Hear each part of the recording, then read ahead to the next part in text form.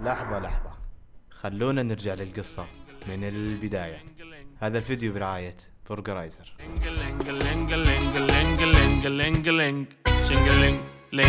كلاسيك فرايد تشيكن من برجرايزر. أن تصل طازجا خيرا من أن تصل مفرزا. أنا ريان بدر، شخص أول ما تخرج من الجامعة كان وده يجرب تجربة جديدة في حياته. طلعت النيبال في رحلة وأنا ما أعرف أي شيء عن الجبال، ومن هنا بدأ اهتمامي وعشقي للجبال. بعدها طلعت لقمة كليمنجارو، أعلى قمة في أفريقيا.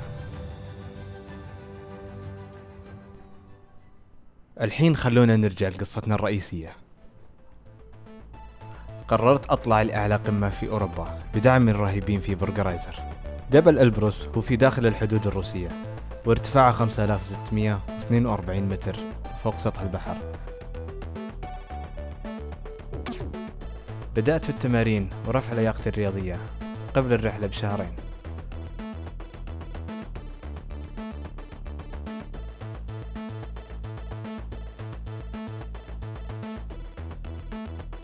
وفي انتظار لطائرتي إلى موسكو نشر حساب برجرايزر مهمتي لطلوع القمة. هنا بدأ الحماس والتوتر يغمرني، وأسئلة كثيرة في ذهني. رحلة طويلة إلى أن وصلت موسكو. استقبلني صديقي محمد هناك.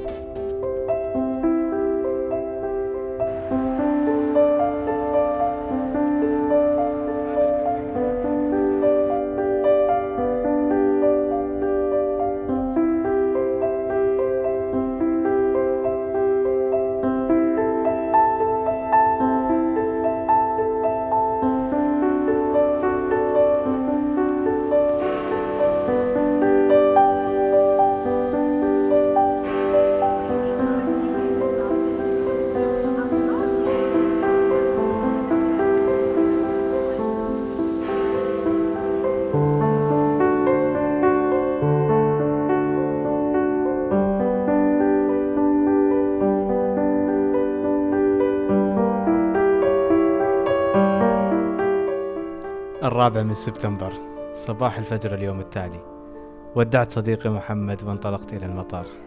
أخذتنا طائرة صغيرة خضراء اللون إلى مدينة بالقرب من سلسلة جبال القوقاز أقصى جنوب روسيا لمدة ساعتين.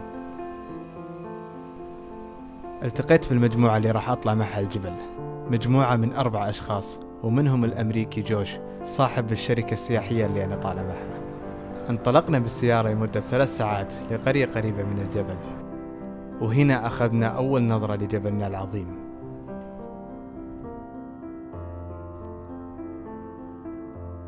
وصلنا لسكننا اللي راح نستقر فيه لمدة 2 يوم في وسط الغابة وبين الجبال.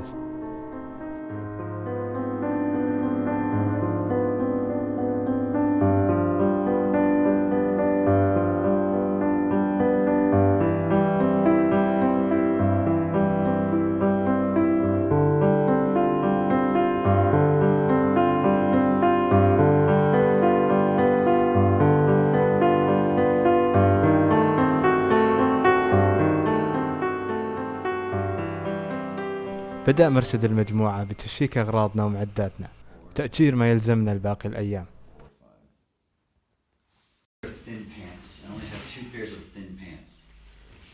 أخذنا المرشد لمتجر صغير في القرية يأجر المعدات، وبدأنا ناخذ ما ينقصنا. طلعنا أنا وجوش نتجول في السوق المحلي في القرية. دخلنا متجر صغير نشتري منه مياه شرب. عرفوا أني عربي فرحبوا فيني كثير. يدير المتجر هذا سكينة وسفيان، تذكروهم زين، متجر سكينة وسفيان، لأنهم وعدوني بعد 5 أيام إذا نزلت من الجبل راح يعطوني هدية. 5 من سبتمبر، صباح اليوم التالي، لم أكن بأحسن حالاتي، مستعدين لبداية عملية الأقلمة إلى ارتفاع 3100 متر.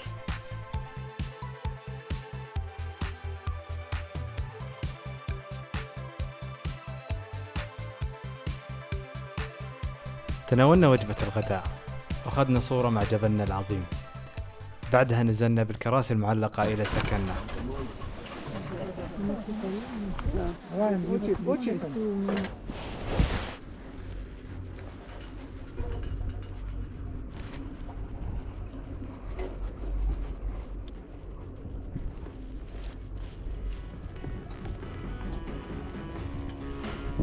السادس من سبتمبر أخذنا ما نحتاجه من معدات وانطلقنا بالعربات المعلقة بطريقة تنقل عجيبة. العربات المعلقة ما توقف، فنحتاج أن نركب وننزل أغراضنا بأسرع وقت.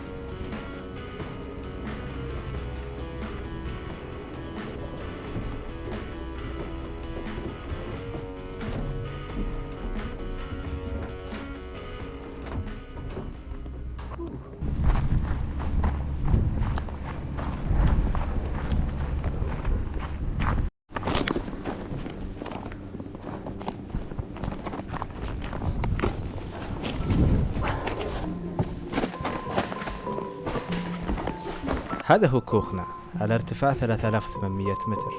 راح نسكن فيه ال5 أيام الجاية في غرفة رقم 7، غرفة مشتركة مكونة من 8 أسرة. هذا هو مصدر الطاقة الوحيد لدينا في الكوخ. ندعو الرب أن يعمل لإضاءة الغرفة بقية اليوم.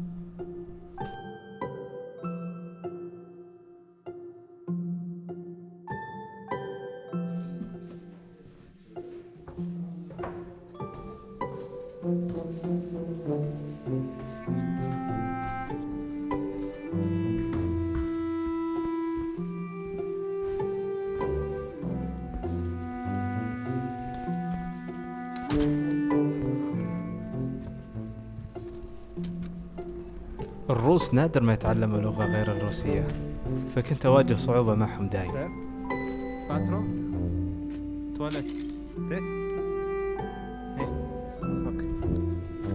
وما أحكيكم صعوبة طريق الوصول إلى دورات المياه والهواء البارد اللي يجيك من كل جهة ومكان.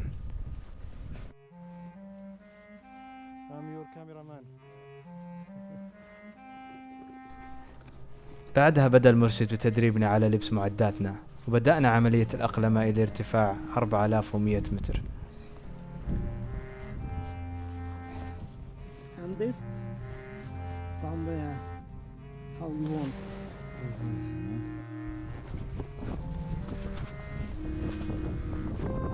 عملية الأقلمة ما كانت سهلة بالنسبة لي.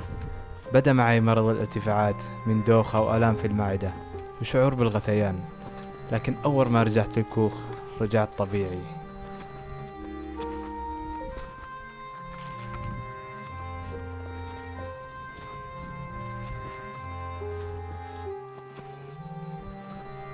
على عكس جوش، أول ما رجعنا للكوخ بدأت معاه الأعراض، وأكمل يومه على الفراش ولم يأكل أي وجبة معنا.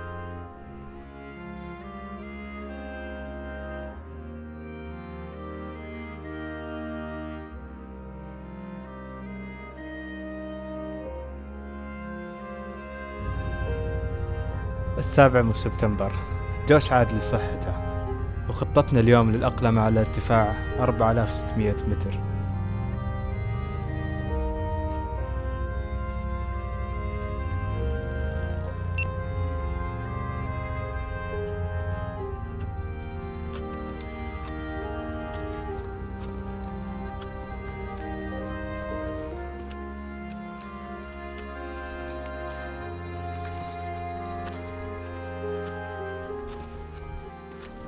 بمجرد أن وصلنا إلى 4500 متر رجعت لي أعراض مرض الارتفاعات من جديد.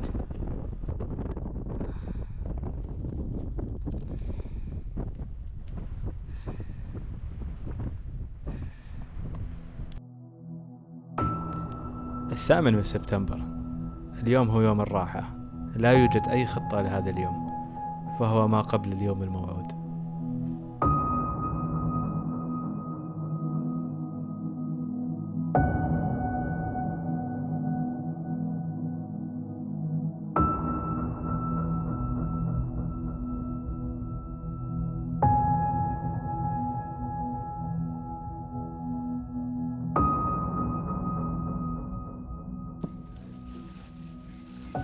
9 سبتمبر، اليوم هو اليوم الموعود. أصبحنا الساعة 2 في منتصف الليل للاستعداد.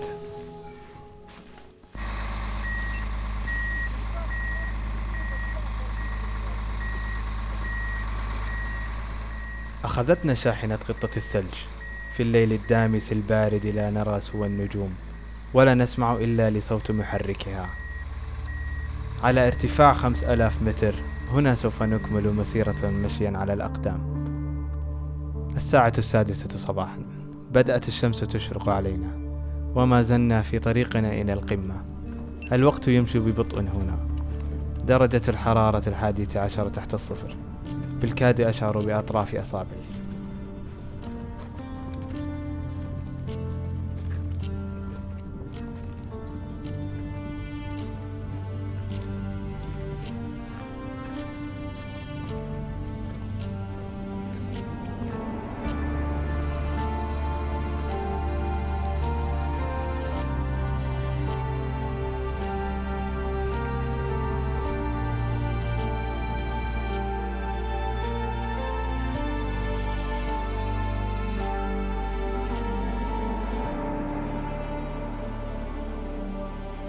الساعة 8:30 صباحا، على ارتفاع 5500 متر.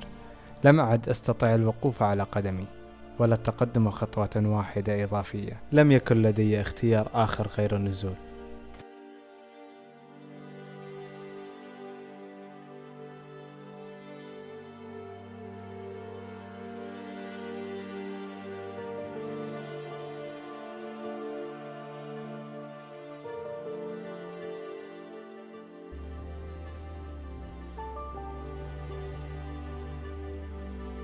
هل أنا محبط لأني لم أصل إلى القمة؟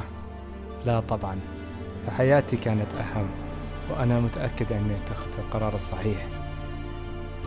لا أعلم لماذا لا زلت أحب الجبال رغم المعاناة والمشقة فيها، وكأن الجبال تناديني في كل مرة. الآن انتهت مهمة الجبل، عائدون إلى القرية التي بها متجر سكينة وسفيان، وأنا متشوق لرؤيتهم مرة أخرى. أهدوني شراب من صوف الخروف، عمتهم مريم الكبيرة في السن تنسجه بيدها، وبعض الأعشاب التي لا أعلم ما هي.